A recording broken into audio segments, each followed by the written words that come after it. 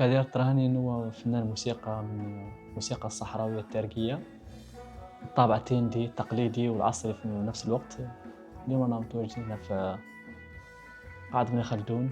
يشرفنا جدًا نكون هنا في قاعة ابن خلدون، لأنها قاعة عندها تاريخ وعندها التسمية نتاعها معروفة، شرف لينا نكونوا فيها اليوم.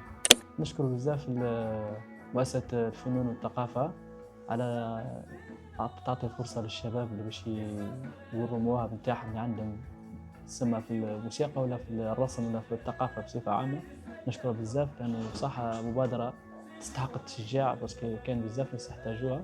نشكرها بزاف على هاد الشغل، تحاول تدعم الفنانين بكل أنواع الفن. والقوانين هو لأن أريك كثير كثير تلقاني فنانة يموين سوها ولا يموين تدين كاتب من سفاس النسن سنداش ولا هارت ورا تريت مدري تقول لنا تسوق ما شان نسن يريكو جيجن وكل خارجين فنون الثقافة تنمر.